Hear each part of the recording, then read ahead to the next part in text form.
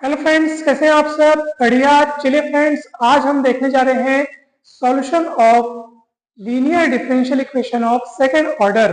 ठीक है।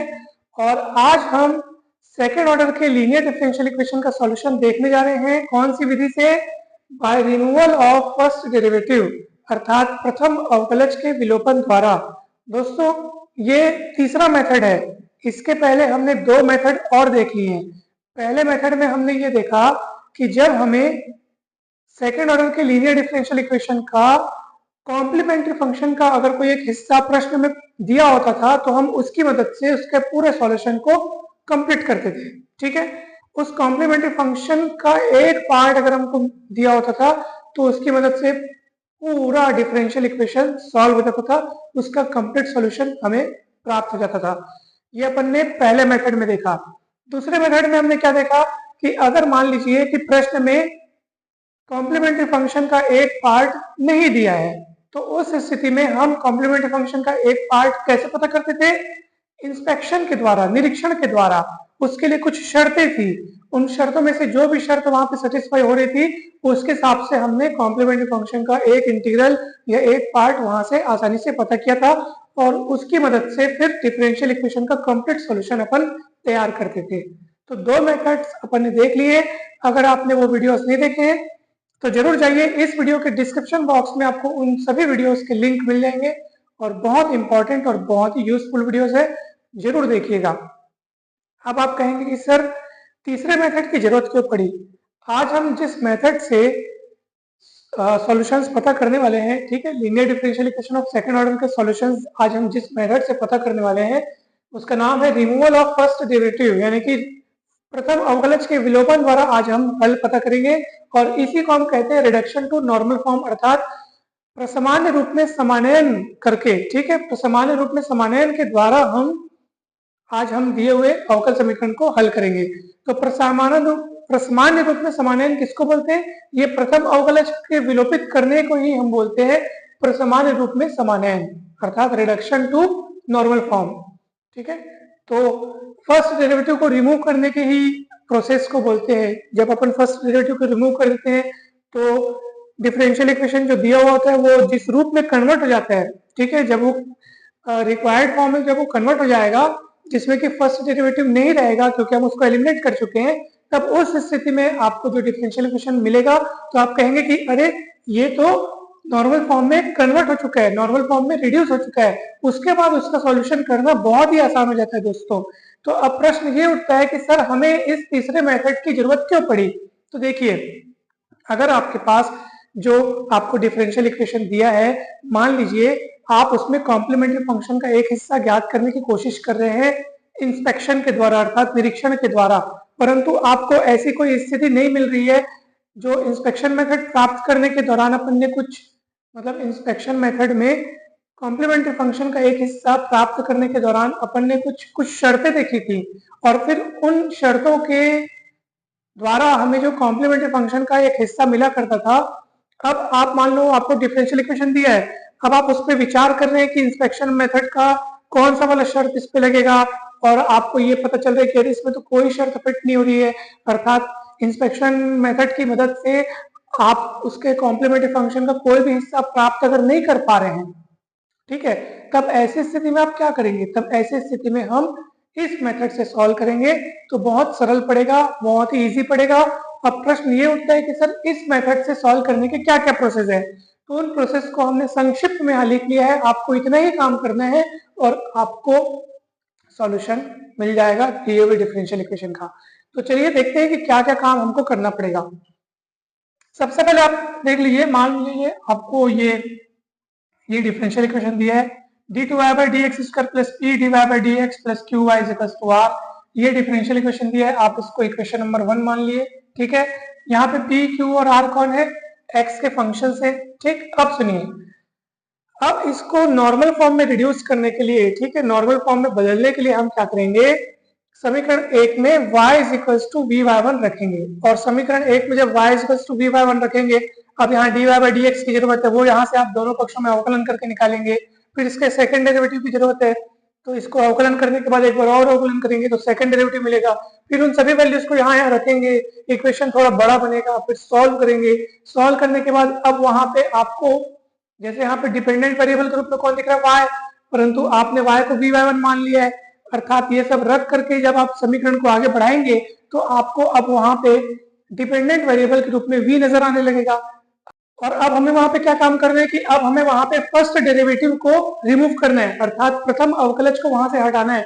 तो वो कैसे हटेगा, तो dv/dx के कोफिशिएंट को आप 0 के बराबर रखेंगे। मतलब तमाम प्रकार के प्रोसेसेस वहां पे आपको करने हैं, और जब वो नॉर्मल फॉर्म में रिड्यूस हो जाएगा, ठीक है, जब वो प्रसमान्य रूप में समानित हो जाएगा तो वो किस रूप में आपको दिखाई देने लगेगा, वो रूप डायरेक्ट हमने यहाँ पे लिखा हुआ है दोस्तों। तो अब प्रश्न है कि सर इसके बीच के प्रोसेस क्या लिखने जरूरी है। देखो, जब आप क्वेश्चन सॉल्व करेंगे ना, उस समय आपको इसके जो प्रोसेस है कि भाई यहाँ से इस रूप में कैसे कन्वर्ट हुआ, ये सब अपन इसका फर्स्ट डेरिवेटिव सेकंड डेरिवेटिव निकाल के जब रखे, सॉल्व किए, वो सब प्रोसेस से क्वेश्चन में उसका कोई काम नहीं है। अपने को क्वेश्चन में डायरेक्ट ये चीजों से मतलब है, इसलिए हमने डायरेक्ट यहाँ पे ये चीजें लिखी है।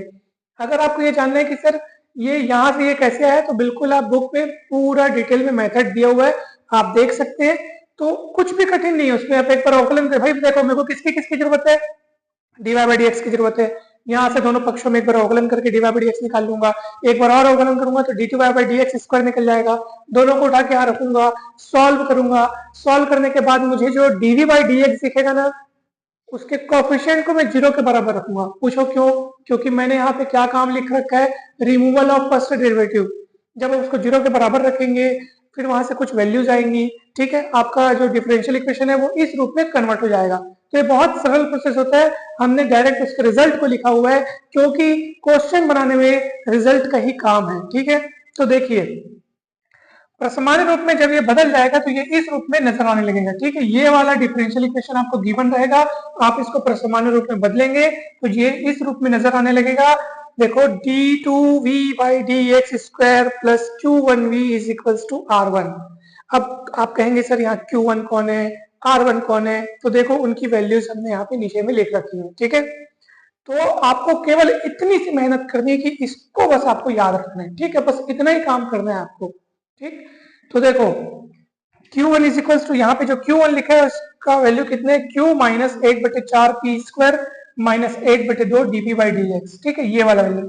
तो ये कहाँ से आया, तो मैं आपको वही बतला रहा हूँ कि जब यहाँ से यहाँ तक पहुंचने के दौरान जो पूरा जो प्रोसेस है, वहां पे अगर आप देखेंगे ना, तो वहां पे आपको ये सब अच्छे से समझ में आ जाएगा। परंतु क्वेश्चन सॉल्व करने में उसका कोई हाथ नहीं है, अपन इनकी मदद से ही क्वेश्चन हमारा सॉल्व हो जाएगा, ठीक है। आप बुक में चाहें तो ये मेथड अच्छे से देख सकते हैं, और कुछ कठिन नहीं है, बहुत सरल मेथड है, कोई इसमें बड़ा कोई एकदम ज्यादा कठिनाई भी नहीं है। बस ये है कि वो थोड़ा बड़ा बनता है, क्योंकि इसमें काम ज्यादा हो जाता है, पूरा उसको मतलब रखना फिर सॉल्व करना, तो सॉल्यूशन बस है, और उसमें कठिनाई नहीं है कुछ भी। तो चलिए अब सुनिए, तो यहाँ पे Q1 कौन है, ये Q1 हो गया। अच्छा, R1 कौन है, तो देख लो R1 कौन है, R1 is equal to R/Y1, ठीक है। R1 यहाँ पे कौन है, R1 is equal to R/Y1। अब आप कहेंगे सर Y1 कौन है, तो यहाँ पर y1 जो है, ठीक है, ये जो y1 आपको दिख रहा है, ये जो y1 है ना, वो क्या है, e की घात में -1/2 इंटीग्रेशन pdx, ठीक है। तो आप ये याद रखिएगा और आपका काम बन जाएगा। जैसे चलिए पहला सवाल अपन देखते हैं, बहुत ही सिंपल है, बिल्कुल नहीं घबराना है। फर्स्ट सॉल्यूशन, ठीक, दिया हुआ डिफरेंशियल इक्वेशन आपको है, ठीक है, आप लिखेंगे यहाँ पे given differential equation is x square into d2y/dx square minus 2x square plus x dy/dx plus x square plus 2x plus 2y बराबर 0। देखिए, सबसे पहला काम तो मैं आपको ये बता रहा हूं कि आपको जो भी आगे का काम करना है, तो ये करने के पहले आप हमेशा चेक कर लीजिएगा कि आपका दिया हुआ डिफरेंशियल इक्वेशन इस रूप में है कि नहीं है। तो आप देखेंगे तो ये इस रूप में नहीं है, क्योंकि यहाँ पे d2y/dx स्क्वायर के सामने में कुछ नहीं, मतलब 1 है, यानी कि इसका गुणांक 1 है, परंतु यहाँ तो इसका गुणांक क्या है, x स्क्वायर है। तो आप क्या करेंगे, इसका गुणांक 1 बनाने के लिए x स्क्वायर से भाग देंगे। ये काम आपको बहुत जरूरी, एकदम जरूरी है करना, ठीक है। इस रूप में कन्वर्ट करने के पश्चात ही तो आप देख पाएंगे कि p कौन है, q कौन है, r कौन है। अभी आप बोलेंगे सर ये पी ये क्यू आर, तो ये गड़बड़ हो जाएगा, ठीक है। आर तो चलो जीरो है अपने यहाँ पे, ठीक है, परंतु यहाँ पे देखो पी और क्यू, इसको देख के ऐसे नहीं बोलना है, पहले इसके गुणांक को 1 कर लेना है, उसके बाद ही आपको उससे तुलना करके बतलाना है, ठीक है। तो एक्स स्क्वायर से डिवाइड करोगे तो क्या होगा, D two Y by D X square. यहाँ पे देखो 2 हो गया, एक्स कॉमन निकल सकते हैं तो निकाल दो भले, और इसको साथ में नीचे भी ला रहे हैं अपन, D Y by D X हो गया। चलिए X square plus 2x plus 2 upon X square, ठीक है, ये y हो गया बराबर 0। चलिए इसकी तुलना समीकरण 1 से करो। समीकरण 1 मतलब हमारा जो व्यापक रूप है उससे करेंगे, ठीक है। तो अब आप कहेंगे सर ये सब चीज तो परीक्षा में हमको तो डायरेक्ट क्वेश्चन सॉल्व करने, तो आप क्या करेंगे, जब आप यहाँ तक पहुंच जाएंगे ना तो उसके बाद आप लिखते हैं अब इस समीकरण की तुलना इस समीकरण से करने पर, ये पूरा लिखिएगा आप, ठीक है, ये पूरा समीकरण यहाँ लिखिएगा, इतने से करने पर, तो वो लाइन आप लोग लिखना। तो यहाँ p बराबर कौन है आप देख लो, p कौन है, dy बाई डी एक्स का गुणांक, तो dy बाई डी एक्स का गुणांक ये है, तो वही p है। तो यहाँ से देखो ये मैं चलो एक बार लिख देता हूँ, एक एक एक्स कट रहा है तो -2x प्लस 1 अपॉन एक्स, ये p हो गया। यहाँ q कौन है, ये q है, उसमें भी अलग अलग बटे कर दो, चलो एक बार मैं इसे लिख देता हूँ, फिर अलग अलग बटे करूंगा, तो अलग अलग बटे करूंगा तो एक्स स्क्वायर के बटे में एक्स स्क्वायर कट जाएगा, इसके बटे में एक्स स्क्वायर करूंगा तो एक टू एक्स कट जाएगा, 2 बटे एक्स, और यहाँ पे 2 बटे एक्स स्क्वायर। पी आपको पता चल गया, क्यू पता चल गया, आर कौन है बताओ, आर कौन होता है, राइट साइड वाला, राइट साइड में कौन दिख रहा है, 0, तो 0 हो गया। इतना काम आपको करना है पहले कि भैया दिए हुए डिफरेंशियल इक्वेशन को आप इस रूप में कन्वर्ट कीजिए, कन्वर्ट करने के बाद आप पी क्यू आर को आप देख लीजिए कौन कौन है पी क्यू आर। अब आपका काम शुरू होता है आगे की, अब हमको क्या करना है, इसको नॉर्मल फॉर्म में रिड्यूस करना है, अर्थात आपको इसको प्रसमान रूप में इसका समानयन करना है। तो उसके लिए आपको सबसे पहले है ना भाई, अब इसको अपन दे देते हैं समीकरण नंबर 2 दे देते हैं, ठीक है। चलिए अब समीकरण 2 के, इसको समीकरण 2 इसलिए दिए क्योंकि समीकरण 1 अपन इसको दे चुके हैं, तो अब समीकरण 2 के प्रसमान रूप में समानयन करने हेतु यानी कि नॉर्मल फॉर्म में रिड्यूस करने के लिए आपको यहाँ पे सबसे पहले निकालना होगा y1। अपन y1 को मान लेते हैं, किस तरीके से y1 मानते हैं, देखो देखो इतना y1 की वैल्यू इतनी आपको लेनी है, ठीक है, t की घात -1/2 इंटीग्रेशन पी डी एक्स, ठीक है। ये देखो ये y1 है, ये बारी बारी से हर एक चीज अपन निकालेंगे, बस 3 चीज तो है, कठिन कुछ नहीं है, बस 3 चीजों का अगर आप मान मतलब इस सूत्र याद कर लेते हैं, सूत्र याद करके फिर आप यहाँ पे सूत्र का इस्तेमाल करके इन तीनों चीजों का मान निकाल लें और बस हो गया, उसके बाद वो समीकरण बहुत सरल रूप में बन जाता है। तो यहाँ कठिनाई कुछ नहीं है, अगर आप पूरे प्रोसेस की समरी पूछेंगे सर सारांश क्या है, कुल मिला के करना क्या है, तो बस ये नॉर्मल फॉर्म में हो गया आपका रिडक्शन, जिसमें आपको ये 3 वैल्यूज पता करनी है, y1 क्योंकि y1 की मदद से आप r1 पता कर सकेंगे, और उसके बाद आपको क्या पता करना है, Q1। तो Q1 का फॉर्मूला थोड़ा बड़ा है, Q1 का फॉर्मूला किस पे निर्भर है, Q और P पर निर्भर है, ठीक है। तो चलिए अब देखिए, अब इसको आप कैलकुलेट कीजिए, e की घात में -12 p dx, तो P कौन है भैया, ये देखो ये P है, ठीक है। तो चलिए रखिए, तो यहाँ पे हो जाएगा, देखो ध्यान से देखिएगा, P की वैल्यू है आपका -2x plus 1 upon x D x, -2 बाहर जाएगा, माइनस माइनस प्लस हो जाएगा, 2 2 कटेगा, e की घात में आपके पास बचेगा, जब आप इसको अलग अलग बटे करेंगे तो x बटे x कितना हो जाएगा, 1, 1 का समाकलन हो जाएगा x, और 1 बाई एक्स करेंगे तो क्या हो जाएगा दोस्तों, 1 बाई एक्स करेंगे तो log x हो जाएगा उसका समाकलन, ये ऐसा, ठीक है। अब चलिए देखो इसको अलग अलग तोड़ दो, e की घात x इंटू ई की घात log x, e की घात log x मतलब x हो जाता है, ठीक है, आप सभी ने देखा होगा एक सूत्र, e की घात log बेस पे e x, तो वापस ये क्या हो जाता है, x हो जाता है, तो x e की घात x, तो ये क्या आया, y1 आया, ठीक है। ये इस देखो जिस प्रोसेस से ये बन रहा है ना, आपको उसी प्रोसेस से बनाना है, बिल्कुल नहीं घबराना है। तो ये y1 की वैल्यू आ गई, ठीक है, y1 की वैल्यू आ गई। तो दोस्तों यहाँ पे y1 का वैल्यू कितना है, y1 बराबर x इंटू ई की घात x, ठीक है। अब हम क्या करेंगे, देखो नॉर्मल फॉर्म में रिड्यूस करने के लिए हम लोग क्या करते हैं, समीकरण 1 में मतलब जो आपको दिया हुआ समीकरण होता है उसमें अपन y बराबर b y1 रखते हैं, फिर उसको आगे सॉल्व करते हैं, तो हम भी यहाँ पे यही करेंगे। अब समीकरण, इसको समीकरण नंबर आप 3 नाम दे दो, ठीक है, इसको समीकरण 3 नाम दे दो। अब समीकरण 3 में हम क्या करेंगे, y equals to v y1 रखने पर, ठीक है, इस तरीके से मानेंगे। समीकरण 3 में हम क्या करेंगे, y is equal to v/1 रखने पर, अब वो रख दिए, सॉल्व किए, सॉल्व करने के बाद आप उसका देखो डायरेक्ट बदला हुआ रूप किस रूप में प्राप्त होता है, ठीक है, असामान्य रूप में समानित फॉर्म। नॉर्मल फॉर्म में जो वो रिड्यूस होकर आपको मिलेगा वो किस फॉर्म में मिलेगा, देखो तो प्रसमान रूप में समानित समीकरण आपको मिलेगा d2v/dx² प्लस q1v बराबर r1, ठीक है। अब यहाँ कौन कौन क्या क्या है वो आप निकालिए। जहां q1 कौन है, तो चलो भाई q1 का फॉर्मूला आप देखो क्या है, q minus 1/4p² minus 1/2 dp/dx, ठीक है। और r1 कौन है, r1 कौन है, r/y1, r1 कौन है, r/y1, ठीक है।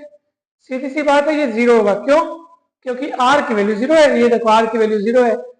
r की वैल्यू जीरो क्यों है, क्योंकि राइट साइड जीरो है, अगर राइट साइड जीरो नहीं होता तो r की वैल्यू कुछ कुछ होती, और वो कुछ कुछ होती तो यहाँ रखते, फिर नीचे y1 की वैल्यू रखते तो r1 की वैल्यू मिलती, बस इतना ही तो है। अब चलो q1 की वैल्यू निकालेंगे, चलो q1 की वैल्यू निकाल करके यहाँ पे रख देंगे, इसको समीकरण नंबर 4 कह दो, ठीक है। तो चलो अब मैं इसको मिटा रहा हूं।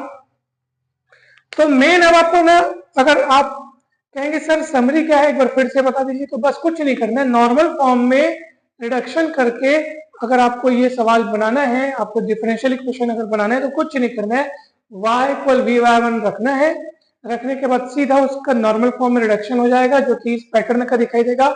यहाँ पे q1 कौन है, r1 कौन है वो आप देख लो, y1 कौन है देख लो, बस ये फॉर्मूले आपको याद रखने हैं। इन फॉर्मूलों के हिसाब से, इन फॉर्मूलों की मदद से आपको q1 r1 y1 ये सब निकालना है और उठा के उसको रख देना है यहाँ पे और सॉल्व कर लेना है, हो गया, इतना ही काम करना है, तुरंत बन जाएगा सवाल।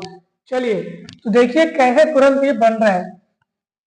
तो यहाँ पे अब क्या होगा, Q की वैल्यू अपन निकालेंगे, सॉरी Q1 की, तो Q1 की वैल्यू कैसे निकालेंगे, यहाँ पे रखेंगे Q की वैल्यू, Q की वैल्यू कितनी है ये देखिए, ये है आपका 1+2x प्लस, है भाई 1+2/x प्लस 2/x², ठीक है, 1+2/x प्लस 2/x², फिर क्या लिखा है -1/4p², p कौन है भैया ये, तो इसका स्क्वायर अब हम करेंगे, तो देखो कैसे होगा, यहाँ पे आपका -2x प्लस 1/x का होल स्क्वायर, ठीक है, ये p² हो गया। फिर क्या होगा बताओ, फिर इसको मैं इसे मिटा देता हूँ, ठीक है। चलिए सेकंड इक्वेशन को हम सॉल्व करेंगे, तो ये हुआ आपका p² है ना भाई, उसके बाद क्या होगा -1/2 dp/dx, dp/dx मतलब अब आपको इसको अवकलन करना पड़ेगा, ठीक है। अब आप इसको अवकलन करेंगे तो क्या मिलेगा, देखिए x के सापेक्ष आपको अवकलन करना है, तो यहाँ पे देखो क्या मिलेगा, सबसे पहले तो इसको आप अलग अलग जब बटे करेंगे तो ये जाएगा -2/x, तो अवकलन करेंगे तो क्या होगा, -2 का होगा 0 और -2/x का होगा 2/x², ठीक है। तो इस चीज को आप याद रखिएगा, चलिए ये कटेगा, ठीक है ना भाई, बहुत सरल है, 1+2/x प्लस 2/x², यहाँ से 2 दूनी 4 करके 4 कटेगा, माइनस बचेगा, x प्लस 1 का वर्ग, तो x का वर्ग धन मतलब a का वर्ग धन b का वर्ग धन 2ab और बटे x² सब में अपन बांटेंगे तो यहाँ से कटेगा, आपके पास यहाँ बचेगा 1, फिर बचेगा -1/x² -2/x, और यहाँ से कटेगा तो -1/x² यहाँ बचेगा। तो आप देखेंगे यहाँ पे कि 2/x और -2/x तो कट रहा है, -1/x² -1/x² मतलब कि -2/x² हो रहा है, वो इससे कट रहा है, 1 से कट रहा है, ये तो खत्म हो गया, Q1 पूरा का पूरा निपट गया, Q1 0 मिल गया आपको। देखो कठिन नहीं है, बस आपको थोड़ा सा मेहनत करना है। Q का मान, ये देखो Q का मान उठा के रखे, फिर -1/4 है तो मैंने -1/4 लगाया, फिर p का स्क्वायर है तो p की वैल्यू इतनी है मैंने उसका स्क्वायर किया, फिर -½ है तो हाफ किया, फिर dp/dx है तो dp/dx मतलब इसको अवकलन किया, अवकलन करने के लिए मैंने सहूलियत के लिए अलग अलग बांट दिया, अवकलन किया तो -2 का अवकलन 0 और ये उधर -2 और 1/x का -1/x² होता है, माइनस माइनस प्लस हो गया, तो इस तरीके से वो लिखाएगा, सब पिट के Q1 का मान 0 आ गया, ठीक है। अतः समीकरण 4 से समीकरण 4 जो कि नॉर्मल फॉर्म में रिड्यूस हो चुका है, ठीक है। तो किस रूप में ये हमको दिखाई देने लगेगा, d2y/dx² प्लस q1 तो 0 है भैया, इज इक्वल टू r1 भी 0 है भैया। चलिए d2y/dx² बराबर 0। फटाफट आप इसका यहाँ पे क्या कर दो, समाकलन कर दो। एक बार समाकलन करोगे तो आपको क्या मिलेगा, है ना भाई, यहाँ पे लिखेंगे समाकलन करने पर dv/dx बराबर कांस्टेंट, ठीक है। पुनः समाकलन करने से क्या मिलेगा बताओ, तो एक बार और समाकलन करोगे तो v बराबर c1x प्लस c2, ठीक, कंप्लीट। चलिए अगर ये आपको समझ में आ गया c1x प्लस c2 ये किसका माना है दोस्तों, v का माना है, ठीक है। तो इसका पूर्ण हल क्या है बताओ, पूर्ण हल क्या माने थे अपन, याद करो, y बराबर v/1, ठीक है, v/1, y is equal to v/1 अपन लिए थे, v की वैल्यू रख दो c1x प्लस c2, और y1 की वैल्यू कितनी है, कहाँ है y1, तो y1 की वैल्यू कितनी है, x e की घात x, ये आपका अभिष्ट y है। देखो y1 की वैल्यू रखना है और v की वैल्यू जितनी है उतनी रखना है, हो गया, यही आपका दिए हुए अवकल समीकरण का अभिष्ट हल है दोस्तों, रिक्वायर्ड सॉल्यूशन, ठीक है। तो देखिए बन गया सवाल, कठिनाई नहीं है, कहीं पर भी कोई कठिनाई नहीं है, बहुत सिंपल है, तुरंत बन जाता है सवाल, ठीक। तो ये बन चुका है, यही अभिष्ट पूर्ण हल है। अब आप सेकंड क्वेश्चन को आप बना करके देखेंगे, बिल्कुल भी कठिन नहीं है, मुझे लगता है आपसे बन जाएगा, क्योंकि कुछ नहीं है। वैसे आप क्या करेंगे, यहाँ पे तो d2y/dx² का गुणांक पहले से बने हैं, मतलब आपको PQR तुरंत तुलना करना है, PQR निकालना है, फिर आपको बोलना है अच्छा y1 निकाल लेना, फिर आप, ठीक है, y1 निकालने के बाद आप क्या करेंगे, दिए हुए समीकरण में y is equal to v/1 रख देना, फिर आप उसको चेंज करना, नॉर्मल फॉर्म में चेंज हो जाएगा। Q1 R1 का फॉर्मूला आपको पता है, ठीक है, यहाँ पे पी क्यू की वैल्यू रख करके Q1 निकाल लेना, R1 निकाल लेना, ठीक है, उनको निकालने के बाद यहाँ रख देना, फिर देखना कि ये किस रूप में कन्वर्ट हो रहा है, और फिर बन जाएगा आपसे पूरा, सीधी सी बात है। जैसे अपन इसमें पहले v की वैल्यू निकाले, फिर y इक्वल v/1 में v की वैल्यू को रखे तो y की वैल्यू आ गई, इसी तरीके से आपको वहां पे भी पहले v का आपका आंसर आएगा, v का, फिर उसको y is equal to v/1 में आप v की वैल्यू रखेंगे, y1 की वैल्यू रखेंगे, तो आपको कंप्लीट सॉल्यूशन मिल जाएगा दोस्तों। तो मुझे पूरी उम्मीद है कि आपको बहुत अच्छे से समझ में आया होगा। वीडियो अच्छा लगा हो तो लाइक करके चैनल को सब्सक्राइब जरूर करें, वीडियो को शेयर जरूर करें, और इसके आगे के मेथड्स जरूर बने रहिए आप हमारे साथ इसके आगे के मेथड्स को देखने के लिए। तो आप सभी का बहुत बहुत धन्यवाद, जल्द ही मिलते हैं नेक्स्ट वीडियो में, थैंक यू सो मच।